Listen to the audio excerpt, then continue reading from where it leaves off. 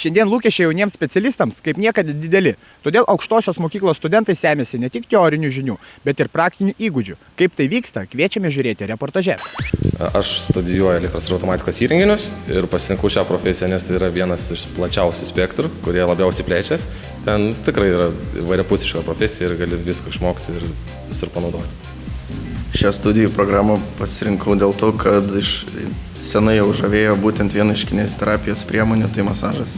Aš pasirinkau šitą profesiją, nes nuo mažumės vis tiek domėjausi ir tą statybą. Man tas prie širdies kažkaip ir galvoju, kad galėčiau savo ateitį susijęti su šitais dalykais. Šiandien studentų praktinis mokymas tampa vis aktualesnis žinių visuomenėje, kurioje yra vertinamas savarankiškumas, kritinis mąstymas ir gebėjimas laiku atnaujinti žinias. Gavus ES Sanglaudos fondo paramą, mes įrengėme šį praktinio mokymo centrą, kuriame suremontavome patalpas, įrengtos 6 laboratorijos ir 3 kabinetai. Šiame naujai įrengtame praktinio mokymo centre studentai atlieka vidinės praktikas, vyksta praktikumai bei laboratoriniai darbai. Visų inžinerinių programų toks kaip ir tikslas yra uždėtas, kad studentas, baigęs studijas, gebėtų naudoti šiuolaikinės žinias ir jas taikyti gana išmoningai, atsakingai su naujausia technologija. Be to praktinio mokymo tai mes net neparuošim pagal savo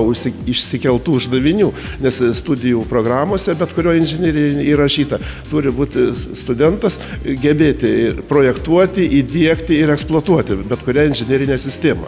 Praktinio mokymo vadovai padėjo to, kad padėjo pasiruošti lengviau praktikai, nusakė tikslus uždavinius, kuriuos ir įgyvendinam čia. Praktinio mokymo vadovai, panašiai kaip tėtis, kuris išmoko batus užsirišti.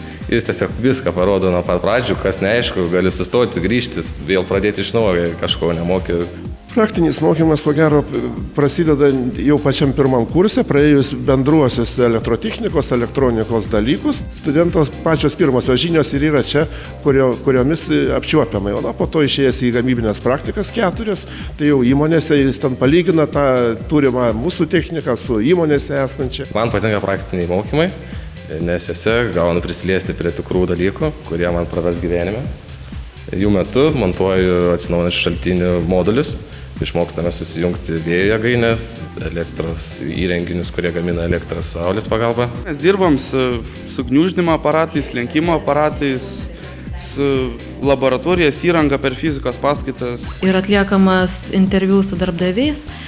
Tai vienareikšmiškai darbdaviai teigia, jog praktinis patyrimas yra labai svarbu ir tai yra viena iš priemonių padedanti akademiniam jaunimui pereiti iš švietimo įstaigų į darbo rinką. Šiandien aukštosios mokyklos siekia, kad studentai su praktika susidurtų kuo anksčiau. Reikia tikėtis, kad jauniems žmonėms tai padės paprasčiau įsilieti į darbo rinką.